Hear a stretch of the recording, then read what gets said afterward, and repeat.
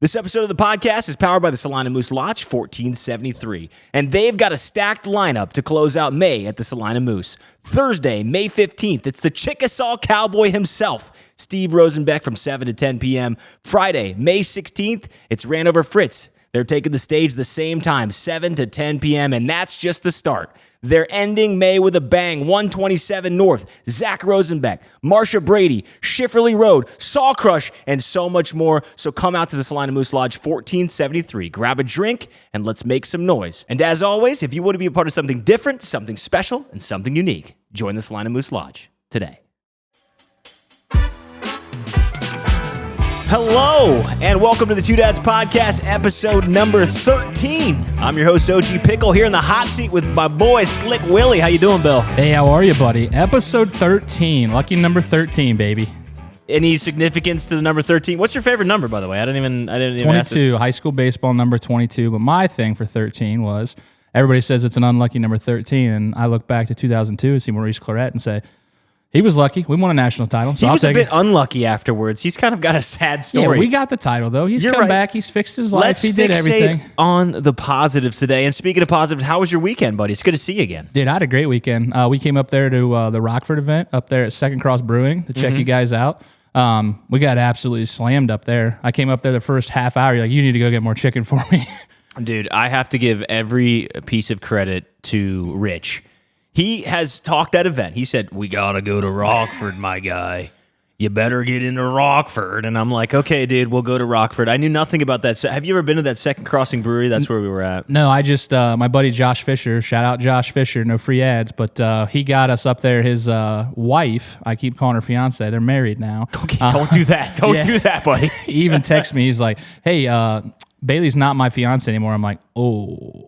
Man, my bad, dude. I didn't know. And he's like, "Duh, she's my wife." I'm like, damn. Why would you leave it? I met Josh, to be fair. I met Josh. And the first thing, you put us in a text thread. You remember that? Yeah. It was me, Bill, and Josh getting ready for this event. And the first picture he sends is him in a dress.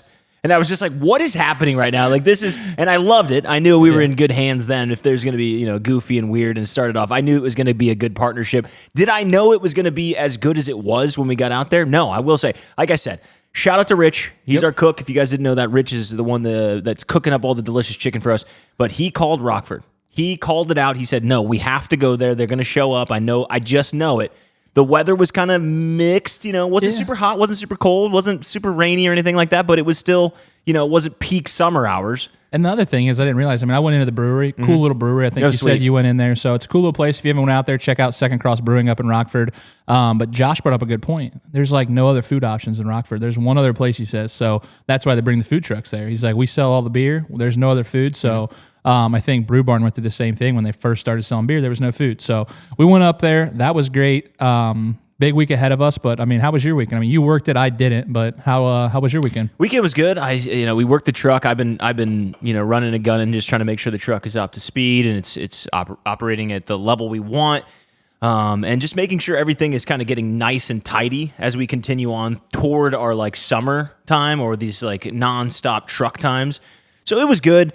I spent the weekend in a truck smelling like chicken. I call it my little chicken prison. You go in, you're stuck in a little box. It's hot. It's stinky. You go home stinking. But, we're very thankful. The community turned out and a lot of stuff. We'll go over that in the operations update. But I also cleaned my car. All right. Here's a funny story for you. Brand new car. Brand new car a couple months ago. We're 5 or 6 months in. Same car that hit the Rhino? Same car that hit the Rhino. This thing's been through the ringer, okay, buddy? So I go to clean my car this weekend, and I'm reminded of a quick story. When I was just got this car, I think we're a week or two in, I go visit my buddy in Cleveland, and we go visit an old roommate, okay? And my old roommate loves to drink Bombay. He loves, it's terrible. It tastes like pine trees. It's awful. I don't even know. But I wanted to see him. I wanted to, have some drinks with him. My other buddy wasn't drinking, and shout out to my friend Nick for taking me home.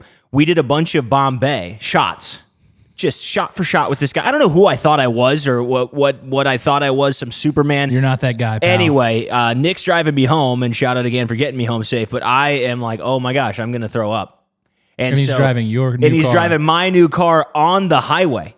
So I rolled down the window thinking it was a good idea, and I tried to puke out the window, and it just went a whirlwind inside the car. Nick's getting hit in the face. He's getting hit in the face with puke.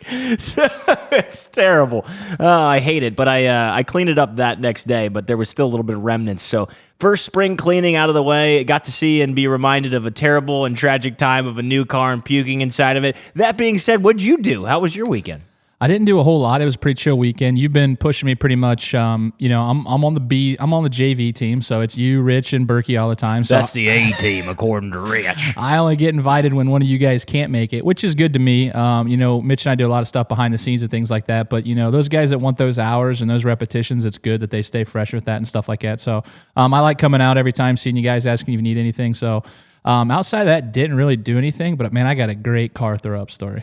You got a great car. Follow it up. I mean, we're already knee deep in the puke. Why don't we just continue on down that journey? So I was probably early 20s, 19 to 23. Probably. Okay, let me stop your story. I'm 35 in that. Oh, I know. Yeah, it happens. It happens to the best. It's worse. Go ahead. But we had a softball tournament out at St. Henry. So we were, this is back when phones didn't hold a charge and everything else like that. You're out there at 9 a.m. We drink all day, just get trashed. We go to the nightclub or Fishmo's or whatever it was.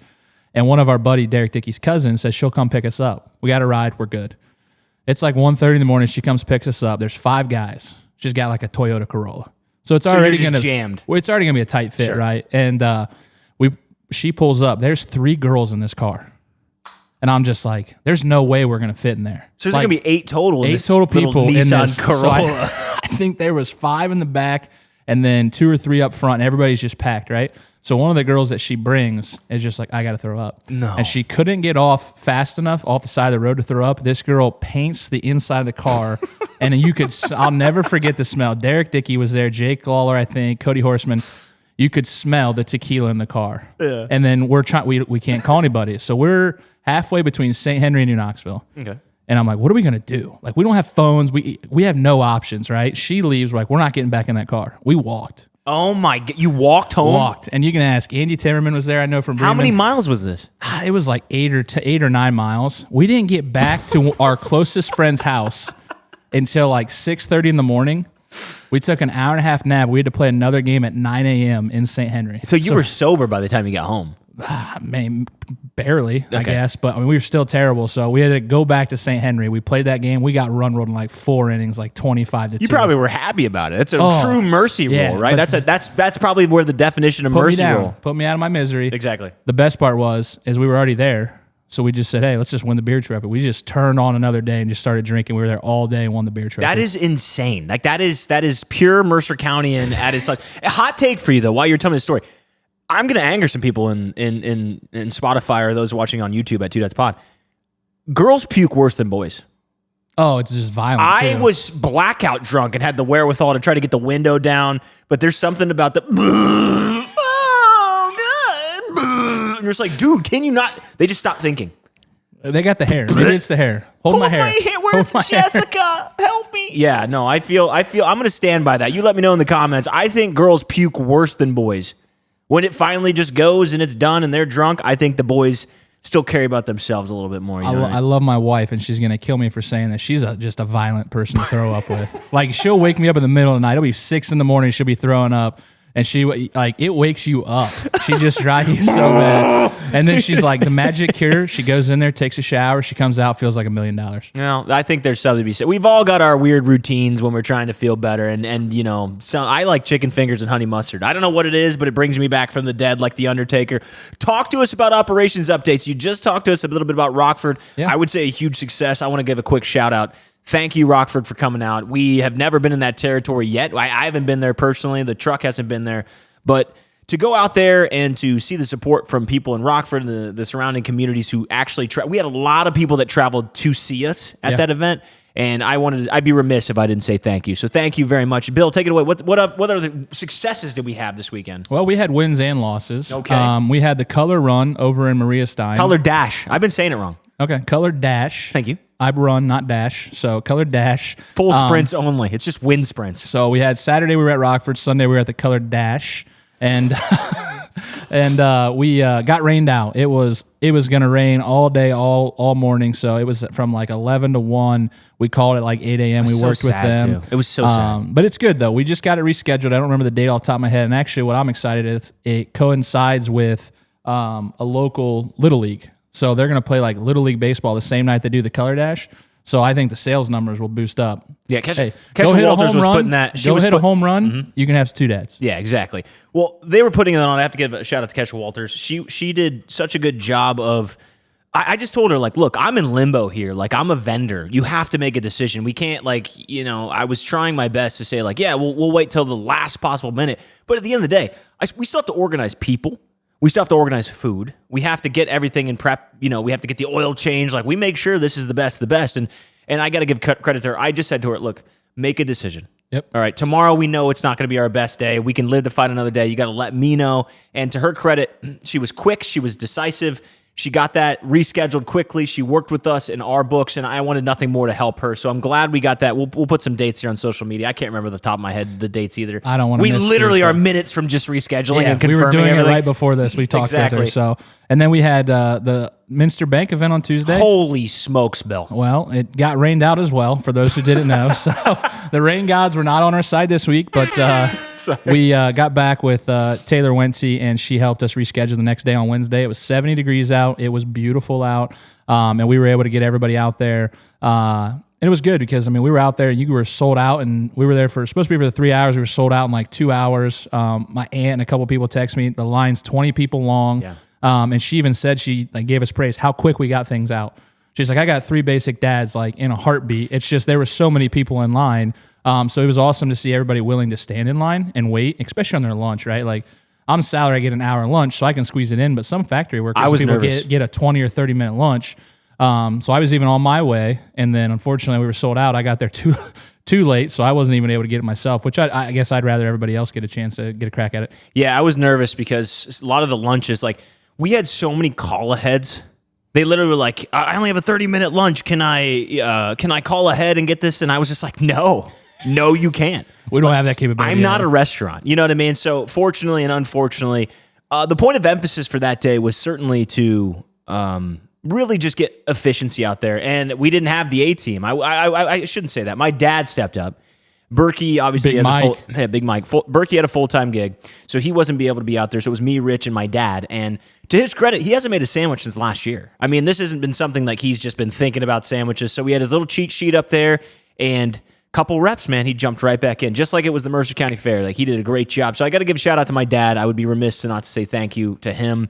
But likewise, efficiency was definitely we had a team meeting beforehand. Hey guys, we just want to be efficient. We want to do this. And the funniest part is everything goes to plan, right? Like, we're doing everything, and lunchtime's starting to hit 11:30, right? 11:30 comes, and I can see people starting to walk up. Well, one particular person walks up, and she goes, "Hey." I go, "What's up?" She goes, "Here." And she hands me a sheet of paper with 15 orders on it. She's like, "I got to take a to-go order." It was like a $100+ bill. So you can imagine at a $13 meal, I'll let you guys do the math. Hands it to me right before the wave is coming. So I see her, and so I've got to say, handled it amazing. I got to give a shout out to the team, Rich and my dad and myself. We really buckled down. We learned, like you said, a little bit better every day, 1% every day, and definitely better than last year. That could have got you in the weeds. You see the Gordon Ramsay shows, you watch the Food Network shows. What the hell does he know? Yeah, exactly. What does that guy know?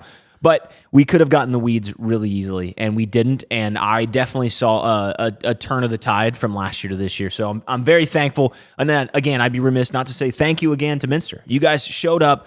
Another territory that we were not sure how it would go. Thank you, Taylor, for having us. Thank you, Minster Bank. They've actually talked to us about this podcast, too. I was going to say, you forwarded me the email. They sent you, they had someone there that wanted to talk to you. They weren't on site, but you want to lean into a little bit of what they did, or you want to tease it, or you want to wait till we put some paper No, I think it's okay. ink? Whether it falls through or doesn't fall through, they've come forward and just said, look, we're looking for new marketing opportunities. We're looking for new ways to connect to new audiences. And the beauty of this podcast is we're reaching a lot of hyper-localization. We're reaching a lot of you who are listening right now on Spotify, Apple Music, or watching us on YouTube.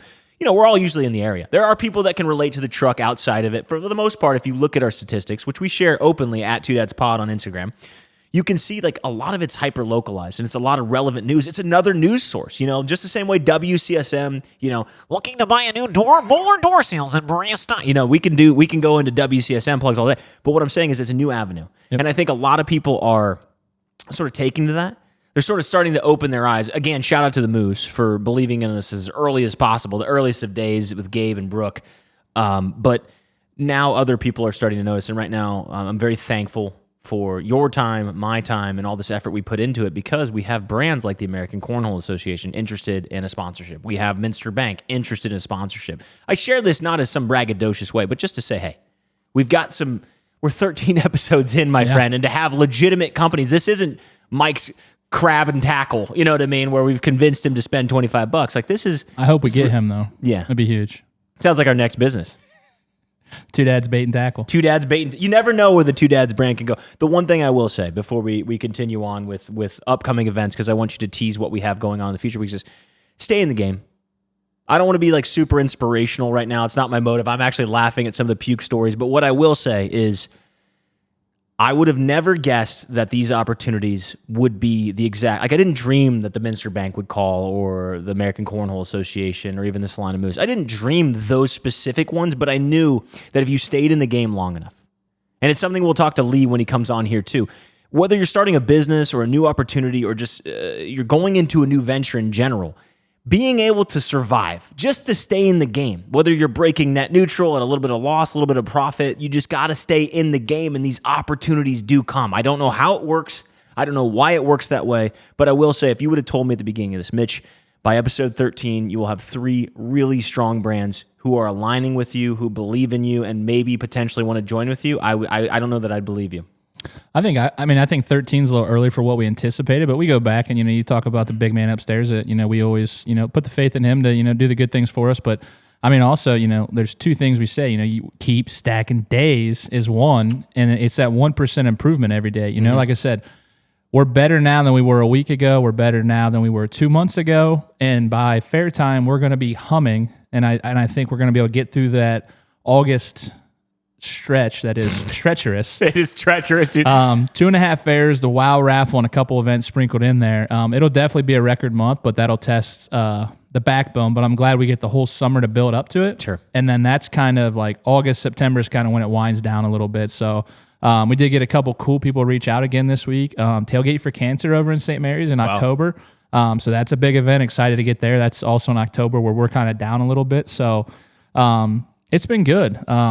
Talk to us about the upcoming events. We have boat and bike show. So these were little stepping stone events. Yep. That's what I call them. You got Minster Bank. You've had even preparing for the Color Dash, Rockford, Shawnee, the Wheel and Spoke. Like those are pretty decent events. With the Wheel and Spoke probably being our biggest so far, which is it was a vendor festival at an antique store. Yeah. Boat and bike show will be the real deal. That's a real community event. Like that one, the whole thing's going on. Tell us about that, and then this is your first event. This is your real first event, right? Yeah, this is the first big one that we've done. I was actually there last year. I know I talked about it. I ended up buying a boat there last year. So I think that was the first time we actually had 2 dads. I think that was the first time I had 2 dads. So all the hubbub was about it. We came out there, supported. Everything was good. So we went over the ordering sheet today, right? We ordered today for delivery for next week. We're good there. We got everything on order. And we were going over the totals. I think one big difference this year is we were able to look at the data from last year, the same dates, look at how many we sold last year. We can kind of estimate, with good weather, there's going to be an increase this year. I think, we're more powerful this year than we were last year. Sure. And when I looked at the total number of orders that we put that order in for, it was kind of astonishing. We're looking at selling 1,000 units of food for Boardwalk Boat and Bike Show. Yeah. That's just a lot. Well, last year we ran out of food quick. I remember we were breading on the truck. We're like, dude, we opened those the first time we really opened to the public. I had been hyping it on social media, and I had a build up. It was like a curiosity thing, a sink or swim, and man, they sold us out quick. So, conscientious of what we're ordering and how we're ordering. I am so thankful for data this year versus last year, because last year was the back of the hand kind of napkin thing. And I think a lot of small business owners who are listening is kind of laugh. When you're in your first year, it's like, you don't know. Yep. You kind of project, you kind of guess, and you sort of hope that it comes to the fruition, that it hopes that it works out. Yeah, you might take it at a loss. Yeah, you might make a little profit. Yeah, you might learn a little bit more about inventory. But I will say, you talk about refinement from the years to come. It's good to have that data. I'm really glad that we could look that up and we could say, I can look at you and say, Bill, as I sent today, I sent you a picture. Is this the right amount of inventory? To say that and have an actual definity to know that one way or the other, we're not going to sink because we bought too much. Yep. I'm very thankful for that. And I think you've made this business better doing that. Yeah, I think the waste factor is something, it's chicken, right? So we can't just hold it for the next event all the time. Once it's breaded, there's a shelf life to everything, so I think we're going to be right around that number. There's a lot of hours to work out there. It's going to be a good day. Yeah. We pray for good weather. We know the turnout's going to be huge. That's the first big boardwalk weekend. People are itching to get out of their house. Yeah. And I talked to a couple people at work. They finally got their boats out and everything. They're like, "Oh, is boardwalk boat and bike show this week?" I said, "No, it's next week." And they're like, "How do you know that?" I'm like, "Well, Dad's is going to be there. I know the schedule now." Duh. So, no, I'm intrigued. What I'm really excited for is to you to take a weekend off. Not that weekend.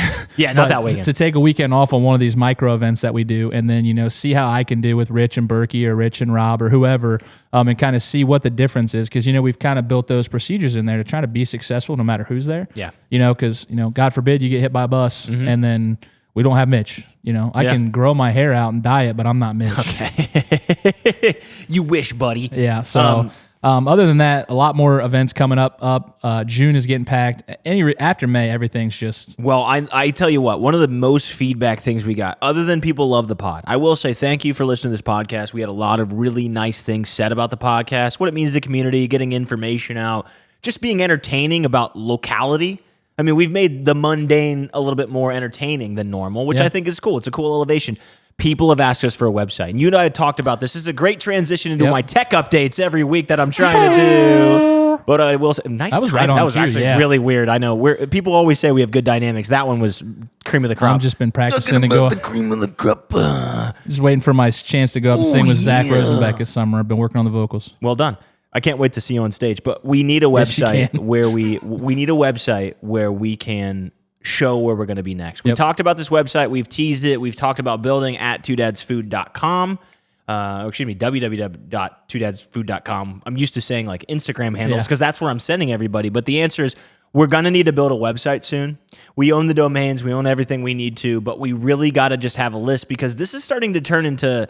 I wouldn't say it was like Zach Rosenbeck going around and traveling and some of these artists and bands, but it is, we're getting a lot of those questions. Where can I find more information about future events? And with Facebook, we just, like I said, we fly by the seat of our pants. We gave a week or two outlook on it. Hey, we're going to be here, but if you're going to travel, lodging in Salina, it's getting bigger. It's better if you want to come out months in advance and get yourself stay at the Boardwalk Village Cottages. We have to give more note. I know that we have to be better about that. Yeah, we do, and we talked about it because we went all the way down to the granularity of making an app, right? Can you book our events through an app? It's just, there's a lot of legwork to that, and, I'll let Mitch do all that stuff. I'll just fill the schedule, but, go to your tech update then. I know we talked about website, but I know you got some stuff you want to talk about with the tech update. Yeah, there's a couple things. So one of the things that we did at the Rockford event, which was really cool, is we did the live stream. I talked about doing the live stream. Now, we've secured at Two Dads Food on Twitch. And again, if you're new to this, Twitch is Amazon's live streaming service. What we're doing with that, though, is we do it at It's OG Pickle. That's my handle on everything. If you follow me on Instagram or wherever, that's my nickname. And that's kind of the guys I go by on my online gaming persona. And it's just nice to transition. I've got 20-some thousand followers on this live stream, so it's really easy to garner that and push it. But we started the live streams, and it was so cool. Because now not only do you have this outside people coming in to literally eat the physical product, like to come in and see you and say hi, but now you have a digital community watching these interactions. And what they said the entire time was like, this is so relaxing. One of my buddies, Drew, said, I'm in a trance watching this. He's from Salina. He doesn't do the live stream stuff. He's kind of getting into it more YouTube, but now he's like, dude, I kind of get it. I see what you're trying to go for. And the one thing that I really want to foster from week to week, and I'll try to share it with you guys, is having worked for Mr. Beast. All right, I learned about incentive culture. I really learned about how you trade a little bit of your ROI or your revenue to give back and just give it back. And what you're doing is you're trading credibility, trust, power, however you want to label that. And like I said, last year we had somebody donate $3,000 from the live streaming service, so all our physical people at the truck could eat for free for lunch and dinner. I mean, you were there at that, right? Like, they were sold out, but I got the fries. Yeah, but still, the point is it unlocks such a new space that we would be silly not to turn that on. And it's really cool because what I plan on is a portion of proceeds, and I got to run this by you operationally. I'm just throwing at you right now live. This is the beauty of the podcast. I want to take a portion of sales. So for every X amount of orders, we take maybe 10 cents, 15 cents, 20 cents, 30 cents, 50 cents. I don't know what the number is, okay? And when we get to a certain pot, the people that are watching on the live stream will raffle off a gift card. It could be Amazon, it could be Kroger, it could be whatever, right? Yep. Like, it doesn't have to be Two Dads. It can be something that whether they're in Connecticut or Warsaw or southern tip of Florida, like, they can win something. And likewise, then they're incentivized to also, because I believe people want to give back, right? I believe they'll be incentivized to, win a gift card, and then they'll want to give a $10 to then pay for someone's meal. It's that whole coffee line thing, right? You talked about, you just had your coffee or your food paid for. Yeah, it was just a week or two ago, and it's like you pull up, and I looked behind me because I was like, oh, that's awesome. I'll pay it forward. Looked behind me. Yeah, there was nobody back there, so I couldn't really pay for it because nobody ordered, and I wasn't going to just wait. But you wanted to. Yeah, for sure. I was going to do it. Right. So it was almost like I can't put $10 down if their order is going to be $27. Right, but that's my point. When you give and you give and you contagious. It's contagious. That's exactly right. So part of the thing that I'm kind of announcing here on the food truck is whether you can get out to the boat and bike show, right? May 16th, May 17th. You'll hear the ad here. Certainly hear the ad break before we bring Lee on. But you'll be able to participate in so many ways. And that's the same thing we talk about, whether it's physical. Remember, we say we want to get merch so that people can participate beyond the brand. We have a podcast so people can participate beyond when we're actually at an event. They can keep listening. They can stay engaged. They can be more connected to our brand, a deeper connection. And likewise, the tech update for this week is that we're going to do a live stream. So if you want to come in and say, hey, Bill, hey, Mitch, how's it going? Hey, I heard your podcast. I want to donate $20 for the next couple meals. Yep. We can do that. Yeah, poke your head in the truck. If you watch the stream, it was kind of cool. I watched it when they were up there. I just popped it on because I was curious. I mean, we haven't done it since I've been a part of it. So, you can kind of pop your head in there when you're ordering. You can wave to the fans and everything else like that, say something. And you can be a part of the stream a little bit too. I mean, I think that's huge too, just for I think Riker, a 7-year-old that wants to be on it. You hold him up there a little bit, you say what's up. And I think it's just, all the momentum that we've got, everybody kind of gets to be part of the community. And we love that. It's not just the Two Dads. It's Two Dads and everybody in the local community is kind of how we want to foster the business. Well, speaking of a business that's fostered a lot of local community, I know you're a big fan of Caddies. We obviously have Lee coming on the show. I want to announce him real quick and talk a little bit about Caddies because every time you go there, you speak so highly of it. I can hear the authenticity in your voice about how cool it is. And I have to get out there. I know that I'm late to the game. I'm sort of a hermit. A lot of people think you're such an extrovert. I'm working on so many little things. Bill will tell you I'm tinkering and teetering and like he does too on the books. I'm cooking the marketing and I'm really thinking of the next way to push it and how to build a live stream. I want a computer in the truck. Like I want so much things. But I will say this, when you talk about Caddies, it's impressive and I can feel it. Today's guest is someone I've known for a long time and someone who's building something seriously special. Lee Pierron is one of the minds behind Caddies in New Bremen. It's a state-of-the-art golf simulator bar that's also a local go-to. Like I said, Bill, you always rave about it when you're there, so I'm excited to dig in this business. He's also a Marion local alumni. Shout out to Marion local. I don't think he was in the band either. Okay, it hurts so bad when you say that. But he was a St. Rose Little League legend. My dad also being a coach, his dad being a coach. And he's now a dad, a husband, and a business owner. His wife, Lauren, we talked about her last week. She's the one that made the reel on Two Dads when I first came here, inspired me. She's one of our biggest supporters, so we're pumped to have him. Let's bring on Lee. What's going on? Hey. This ad break is powered by the Boardwalk Marketplace. On May 16th and 17th, come to the Boardwalk Boat and Bike Show. Join us for a weekend of boats, live music, great food, and more. You can also watch as they transform the new Sub Shack. That's a sub shop coming to Grand Lake at Boardwalk, just off West Bank Road. At the event, there'll be an epic graffiti-style mural painted live and in real time by professional artists from Columbus. Known for their bold street art, these artists from Lookout Supply are bringing a creative fire to the lake, and you won't want to miss it.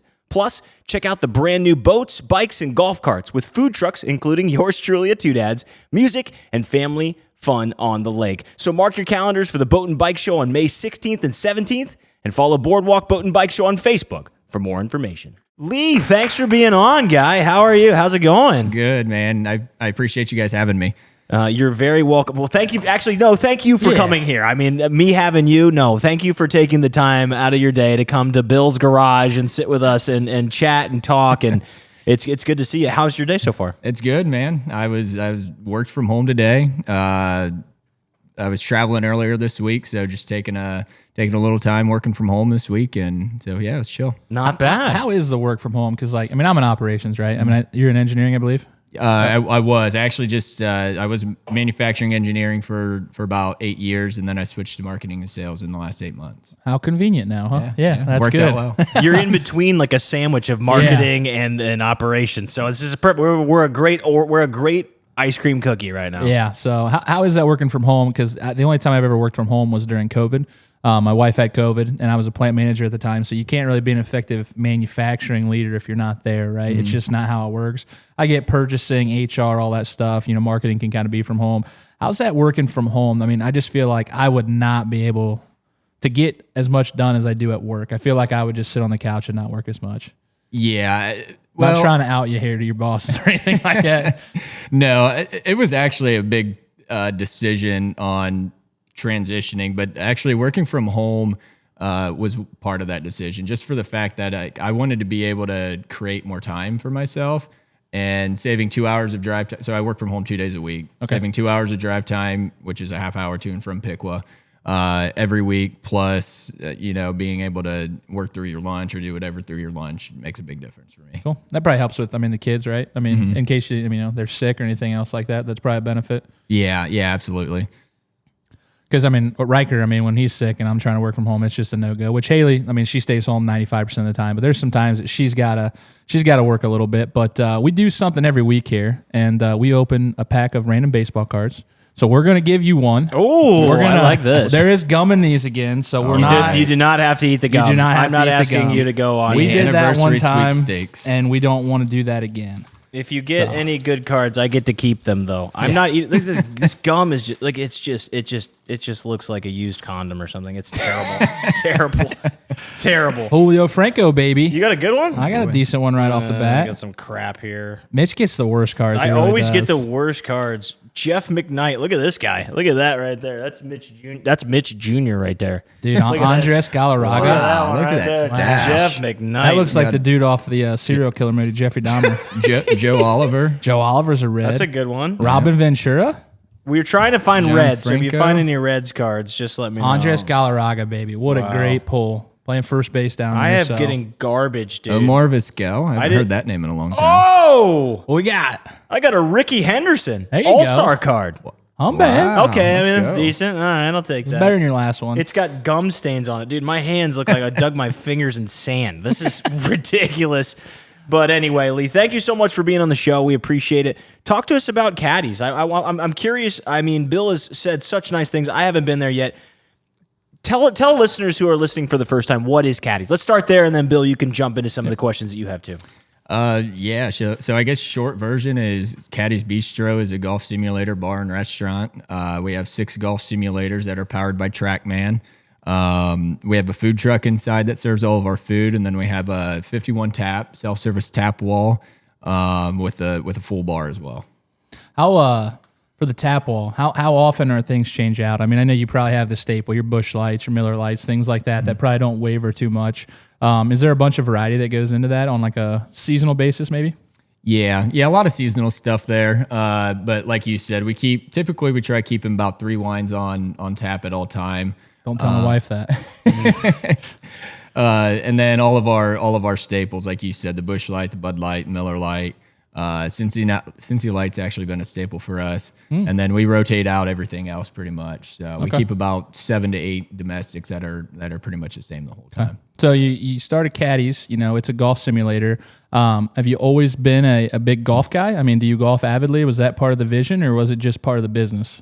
Yeah. I didn't really start golfing a lot until college. Okay. Like my dad's always been a golfer, so I've always been around it. I've always enjoyed watching it, which is weird, right? But, but yeah, so I really started golfing a lot during college. And that's really ultimately where the golf came from. So the golf portion came from that, but where did... It's so simple though. I'm so excited to get into this. To go from being like, hey, I played a little golf in college to this full service, like self-service drinks, golf simulators. You have live bands and things that are happening there. What was the vision from taking that golf to the next level, to this ultimately new level of just having this full bistro, this full gamut? Yeah, I would say it really started when Lauren was living down in Austin. So she lived down in Austin for about a year. Your wife, my wife, my wife. Yeah, we were dating at the time. We were probably dating for about a year or so, and she said she wanted to move down to Austin. So she took an internship down there. She was so I was able to see her. I was traveling down there probably every other month. And we learned to love the city. I don't know if you guys have been to Austin or not, but it is a blast. Yeah, if it's you guys great. go. It's cool. So yeah, she's got a crazy story behind this. And I'm not going to do it justice by telling it, but we love the fun. The city's so much fun. It's upbeat. It's aesthetically pleasing. They have food trucks everywhere. So Two Dads expansion. We know out. something about the food trucks. Two Dads expansion. Yeah. So ultimately, we like that vibe, and that's why we kind of went that route with the food truck inside. We got the lights hanging above it, kind of to give it like an outdoor feeling. So you have a full food truck inside Caddy's. I'm naive to this. I've never been there. For those that are listening, and I encourage everybody to go check this out. You have a full food truck inside. Yeah. Instead of outside on wheels, you put it inside. That is correct, and it's still on wheels. What's the thought behind putting a food truck inside? So, like, I understand that you like food trucks in Texas, and I understand that you like the concept of a bar. Why a food truck inside? Well, ultimately, we wanted to try getting away from getting a full food license. Okay. don't turn me in. No, I'm just that's kidding. good. I understand. But ultimately, we could not do that. So after talking with the health department for a super long amount of time, it turns out that a food truck actually has to be moved. Do you know something about that, Mitch? Just like, you come in just as naive as I did, my friend. Trust me. I tried to go over to Indiana and sell chicken. They were like, "Hold up, bro! You crossed state lines. You need to calm it down." So yeah. I knew about the golf and I knew about the drinking. I knew nothing about the food. Hey, 2 out of 3 ain't bad. That's what Meatloaf said. But so you work a full-time job. We talk about this a lot. He has a full-time job. I have a full-time job. We've got a business on the side. We're also dads. So balancing your 9 to 5, balancing caddies in the after hours, and balancing dad. How do you do that, and where do you find time for all of that? That is a good question. Again, part of it was, switching positions at work, being able to, gain a little bit of extra time there. So, I mean, like, it sounds like a small thing to gain 2 hours a week, right? But the way my brain works, right, is, 2 hours a week times 52 weeks a year is over 200 hours a year, right? That's 3 weeks you gain, essentially. Yeah. That's an extra 3 weeks of things that I can do. Mowing lawn, doing stuff at home, working out, playing with my kids, getting stuff done for the business, so on and so forth. So that's awesome. What I'm taking this all into consideration.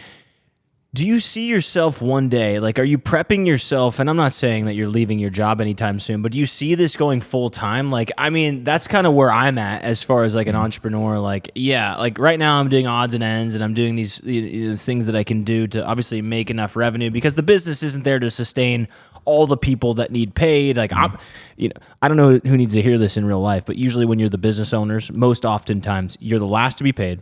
You're the first to pay everybody out. You're the first to do all the grind work, and then you got to figure it. You got to make. Deanna said last week they didn't pay themselves for so long. Do you see this going to a place where you want to transition out, or is this something that you want to build as a passive revenue, and then you want to keep your full-time job? Like, what's the vision? What's your path for entrepreneurship? Yeah, that's a good question. I started a business because I like the idea of having a passive income, right? I want the ability, the flexibility. Or the ability to have the flexibility, I should say, to be with my family whenever I want. So I think I learned that from a young age, and I've worked on a chicken farm and trucking company starting in 8th grade, right? And I think that's ultimately where I saw that at. You know what I mean? It's not the fact that you're not working hard and you're not working a lot, but the fact that you get a pick your schedule, I guess. Did you learn anything from that? So you basically, what for listeners and the way I'm interpreting it, you saw the end product. You saw what a trucking company can be at its full finish, like it's mature small business where you don't see the owner every day. He's not out there, slicking oil and, making sure that he's picking up trash and stuff. You saw that. You then were inspired by that. Mm-hmm. Now that you're in it, was it a wake-up call when you realized that you had to like clean all the floors and like, stay late and get up early? Like, was that a wake-up call for the, I don't want to discourage people to get into new business, because I think small business and entrepreneurship, like you said, it's inspiring. Bill, we're having a blast. Yeah. Mm-hmm. But was it a wake-up call when you got there? Maybe a little bit. I think we knew how much work it was going to take. You know what I mean? So I don't know that I was necessarily surprised by that, but trying to build it is what the hard part is. You know what I mean? Trying to grow it, trying to get it off the ground, trying to make sure every little piece is in place, right? That's what takes a lot of work. So I've done it twice now. Started a company. I guess I didn't start Two Dads. I joined Two Dads, but started the dumpster company with another buddy named Mitch. So when you start those, your wife's your partner in this deal. My wife, she's my wife, so she is my partner, but not so much in a business sense, right? She doesn't help Holloway on a daily like Lauren does with you at Caddy's. So there was some convincing for me, right? Like, hey, this is going to be long hours. This is going to be this. What doubts did you have, or what did you and Lauren have as a couple of jumping into this business venture? I mean, you just said, it was going to be long hours, but, I'm sure there was a big financial commitment to go into that. Like, what happens if this goes belly up? And now, what does that mean for our family if that does go belly up? And was it pre-kids? Was this pre-kids when you did this? Yeah, it was. So I guess we'll dive back into our story a little bit more. So we also own a screen printing and embroidery business. So no free ads. No free ads. But a free episode of the podcast is powered by. But a free hat today. So thank you again for the Caddy's hat. Mitch got a great visor. But yeah, go into the embroidery and stuff like that. Yeah, so this was pre-kids. It was right after Lauren got back home from Austin. So the business she was looking for or working for let about half the company go, and she happened to be one of them. So she just got hired on full time after her internship, and then they cut the company in half. So in the end, it looked like because I was trying to move down there at the time too, right? So I don't know. It wasn't an ideal situation for us at the time, but she also had Almighty One Athletics that she started before we met. So being in the heart of COVID at this time, she moved home right before COVID. We started screen printing and embroidery ourselves. So she was outsourcing everything at the time. My manufacturing mind was like, why don't we just do it ourselves? Yeah. Right. So that's what we did. We started screen printing and embroidery. And there was one night that we were just kind of screen printing, and we're like, well, if nobody else is gonna like it, if we don't do it, somebody else will. Right. So we were still dating at the time, I think we were engaged, but so pre-kids. And it was like, if we're going to do it, we might as well do it now, because if we're going to fail, then we can at least have time to recover. Yeah, I think that's one of my favorite quotes that I always hear is like, I tell people in their, how old were you at the time when you were doing this? Probably 25, 26. Yeah, see, 20 babies. Like people measure time in such a weird way. You're like, I'm 25 now. You could fail for 10 years and still be young as hell. I mean, Two Dads, if you really look at this, I didn't start until I was 33. I mean, so to be at 25 and have the luxury to fail and like to go for it and understand that at an early age, I think that's inspiring. When you first started the business at Caddy's, you often, I can hear it when you talk, like you're speaking, you're like, I'm an engineer. You're also an entrepreneur, right? Did you always see yourself as, do you still see yourself as an engineer and an entrepreneur second, or are you starting to see yourself as an entrepreneur now who's also an engineer? Like, where's your psychological brain at? Yeah, I think when did you start believing it? You know what I mean? Because Caddy's is a very successful entrepreneurship. I'm sure the engineering looks great on paper, but relatively speaking, you're running a really successful business. Yeah. No, I do call myself an entrepreneur. It sounds weird, right? But no, it does not. It still sounds weird to me. That's what I'm tapping into with these questions. Yeah, but I think I really started making that transition when I was at Honda, like right before I transitioned over to Hartzell. And part of the reason I transitioned into my marketing role now is because they were looking for somebody that had, you know, an entrepreneurship type mindset, think outside the box a little bit, and, you know, how can we go about marketing differently? So engineers don't have to deal with us production guys anymore. Yeah, it seems to be a lot less stress. Yeah, it is. I guarantee it is. It's the tale as old as time. What are you guys gonna do? What are you guys gonna do? Kiss after this? Yeah, cut the cameras. Two dads. No, so I think the big thing for me, you know, balancing the business. We have busy season. I'm sure you guys have a little bit of an up down. I'm sure. I don't know. I guess I would say maybe winter, maybe better. But you got the great patio out there, so I can see summers bumping too. But how do you handle the pressure? You know, I mean, for me, I've worked with my wife before at one previous place, right? So let's get the pressure cooking. Things are going wrong. The simulators aren't tracking balls right. The kegs are dry. The food truck needs moved to stay in accordance for the 30 days. What happens when, you know, crap hits the fan a little bit and, you know, you got two people there at work that are married and trying to figure out how to navigate that? What's the pressure look like? You know, it's being understanding, right? I mean, we're both in the same business together, right? So we both know how it works. We like, if we say we're going to run up to Caddy's for 20 minutes, it's not going to be 20 minutes. It'll be an that hour old and 20 line. minutes. Yeah. And it's not because we're just sitting up there drinking. It's just because something happened, right? Or somebody stopped and talked to you, and it's all good. But it's, you know, it's being understanding. It's helping out with the chores. You know, we're very 50-50 on everything around the house, and then on top of that, it's having great support system, great family around us. That always helps us out too. So, how do you protect the marriage? I mean, you teased it a little bit in your bullet point synopsis there of like 50-50. You know, we talked about it last week. Deanna was on from Energy Fitness. Her cousin is her business partner, right? And she talked about her parents before that. Her Deanna's dad and her uncle were in business and it failed. You got a little bit more on the line with it being marital, right? Like if it doesn't go right on the business, it's hard to say. It's not personal. It's just business when you're going home to it every day.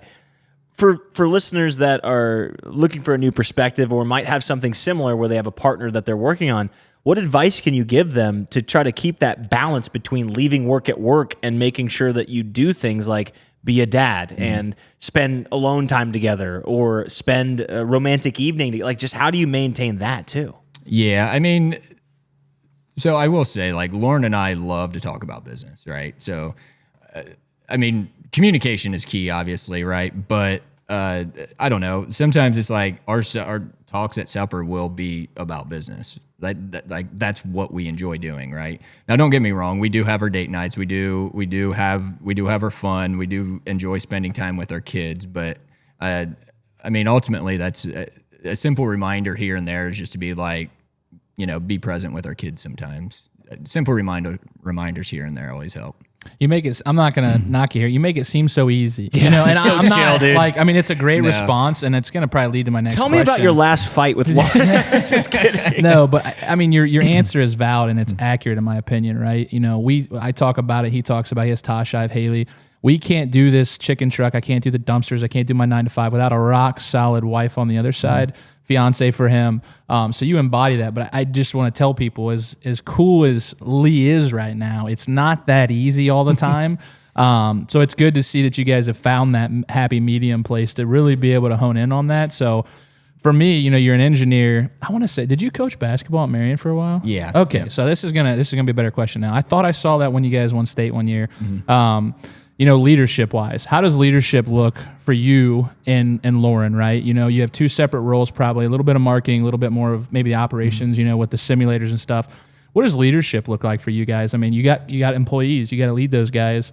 How do you guys handle that just in general with, you know, leading your staff and making sure they're following what they're needing to do and holding the high level that you guys hold when you work there? Excuse me. Yeah. You know, Lauren and I have had a lot of conversation about this recently, right? And it's what I always come back to is set your expectations.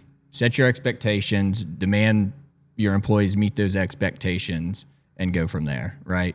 If you don't set those expectations, they're going to do what they want to do, right? Yep. And they don't know any different, right? So you can't go and get mad at them, right? Like if you like, it's the same thing with family. If you go tell Riker to go hit, you know, 10 ball or go hit in the backyard, and and he hits 10 balls and you want him to go hit 30, yeah, he's not going to know a difference. I went and go hit, right? Yeah. So you can't get mad at him, but him and I do a lot of that when I tell him, I'm like, okay, but here's what we do. Rich will fight me on the timer with the chicken, right? Where I said, no, you use the timer. I know how long it takes to make chicken.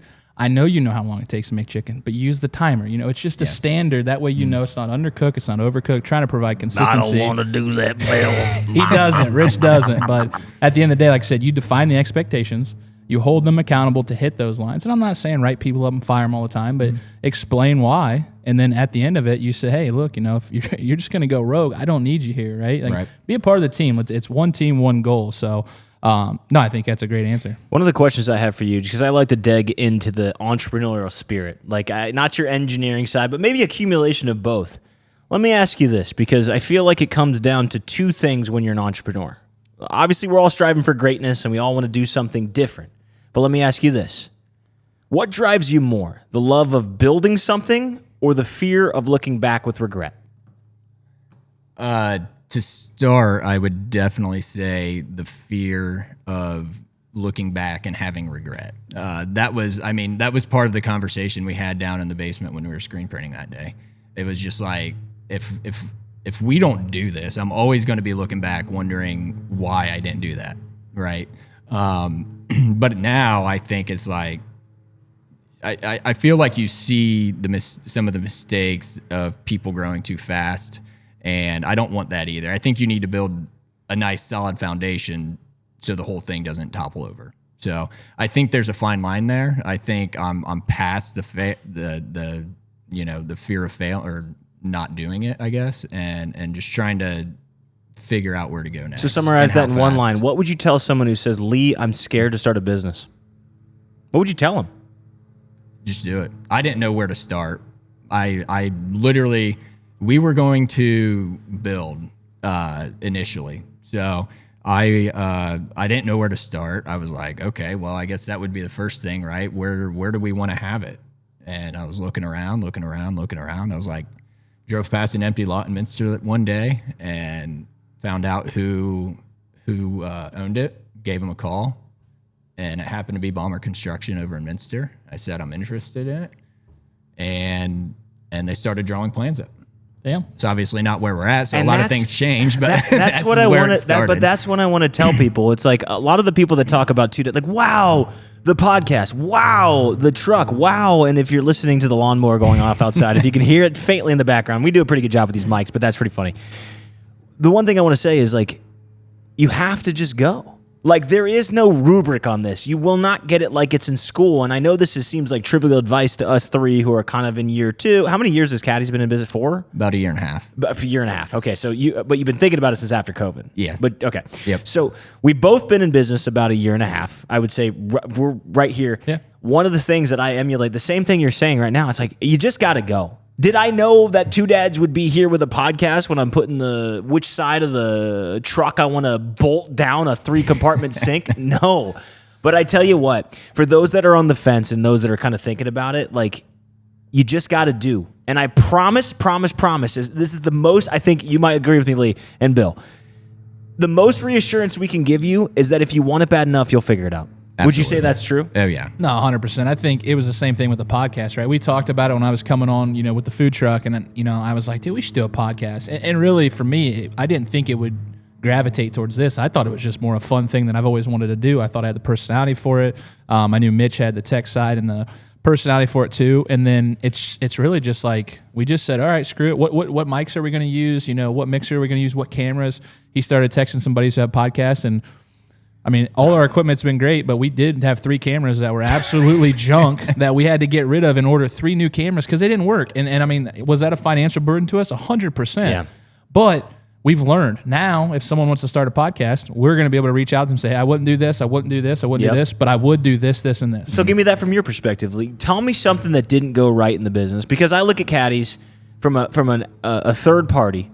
You guys look pristine. You look like you got it all together, and it looks nice. Like, your simulators look great. The everybody looks like they're having a great time. They obviously frequent that often, and those are high profile areas. Like, there's a nice area in New Bremen and Minster. Like, you better show up, because they'll be able to snuff you out quick. Tell me something that didn't go right. Okay.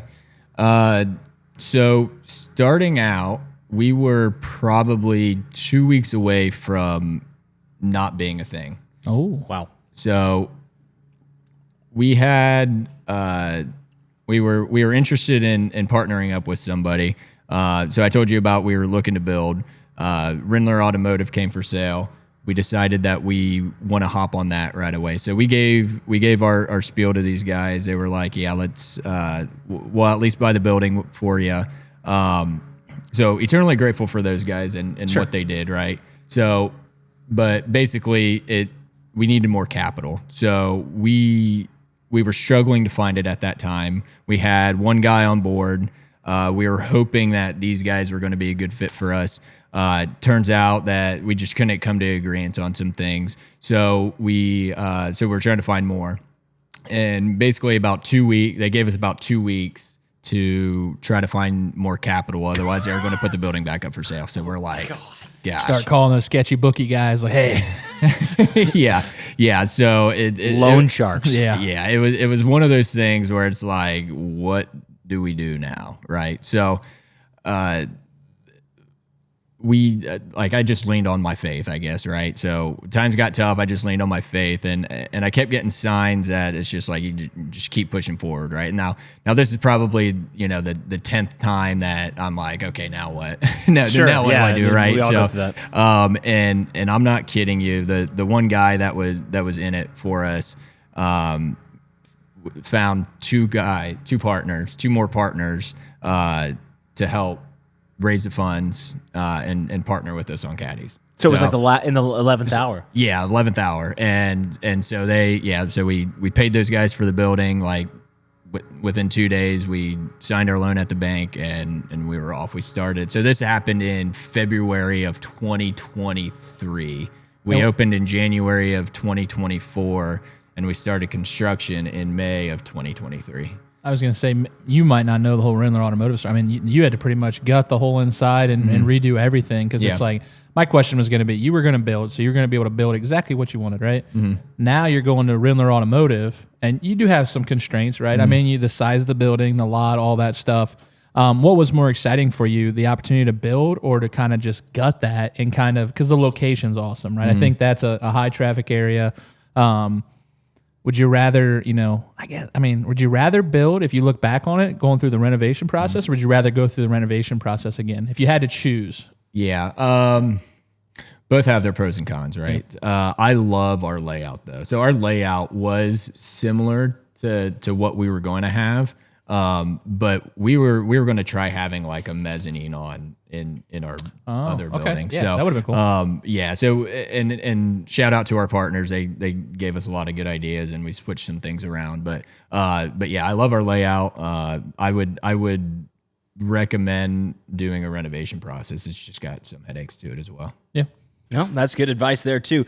When you reflect, just to kind of wrap this up, because we're about out of time, when you reflect on who you were 5 years ago, talking about looking at Texas and I've done a long distance relationship too. It's not easy to balance that, plus this vision, plus a full-time job, plus going to where you want to get.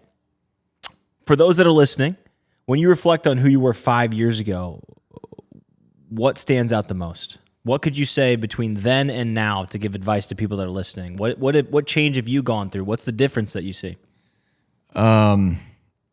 Continuous learning. I don't know.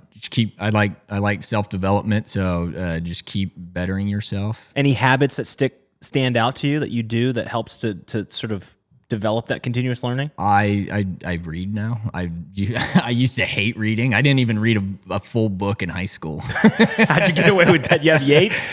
No, thank God I had I had Spark Yates. notes. Yeah, I had Miss Hemmelgarn. So yeah, I think I passed English with a C. So That's all right. good But you read now. Why? I think there's a lot of good information to go there. So to get out of books, I'm part of an accountability group with 4 or 5 different guys that we have. So we all read a book together. We kind of spitball some ideas back and forth and what we take away from it. So it's pretty cool. So maybe it's not the book. Maybe it's about accountability, because that's one of the things that I learned. Maybe at the end of the day, the book represents what you hope to accomplish, but accountability It's just something that we talk about from week to week on this podcast. I try to end on a higher note as we go to my little game show, but maybe it comes down to accountability, whether it's a book, whether it's an ice bath, whether it's just stringing together a couple days at the gym to try to get some kind of succession, to try to get some consistency. It's about holding yourself accountable to a higher standard. And Lee, I think you do an excellent job of that, not just in engineering, but as a father, but as a business owner, and where you hope to take Caddies one day. And we thank you for your time. As always, I have a game show. Bill, anything to say before I get to my game show? No, I mean, I've got a little bit more into the reading. I still don't love it. I mean, I agree with you. There's a lot of knowledge in there, but the 1%. Can you read? I can. Okay. At a fourth grade level. That's fair. The 1% improvement we talk about was a book from my boss, Atomic Habits, 1% improvement. So if you haven't read it, it's worth a read. I don't know what books you guys have, so be interested to text with you what books you have that you would recommend for me to read. But let's go with the game show. Lee. I don't know what this one will be. This one is just for Lee this time. All Bill, right, we I'm appreciate it. off the We hook, try to baby. get everything. Bill, you're off the hook. This game show, Lee, do you want to play? Yes, sir. Okay, Lee opts to play. This game is called Clubhouse or Couch. It is for our friend at Caddies. Lee, it's time to play our lightning round, Clubhouse or Couch. We want listeners to learn a little bit more about you, and maybe you'll learn a little bit more about yourself along the way. You'll hear a scenario, and you just tell us, are you grinding like a pro in the clubhouse, or are you chilling hard on the couch? Are you ready? Let's go. Listeners at home, you guys feel free to play along as well, but I'll give you some scenarios here. Again, clubhouse means you're grinding. Clubhouse, I'm in. Couch means I'm taking a park on that one, okay? Are you ready? Yes, sir. Showing up early, unasked. Clubhouse. Golfing in bad weather because you booked the tee time. Clubhouse, but couch. Meal prepping on a Sunday. Couch. Folding laundry same day as it's washed. Couch. Bringing snacks for your kid's whole team, not just your kid. Couch. Watching a YouTube tutorial before doing it yourself. Clubhouse. Checking emails on PTO. Clubhouse. Cutting the grass twice just to get it right. I did that today. Saying, let's circle back in a casual text. Couch. Having a backup polo and deodorant in the truck just in case. Clubhouse. I love it, baby. Oh. If you said Clubhouse more than 7 times, congrats. You're a beast. Less than 4, welcome to Couchlandia. Population you. Thanks so much, Lee, for coming on the Two Dads Podcast. Episode number 13, man. Thanks for being here. Thanks for having me, guys. Appreciate you.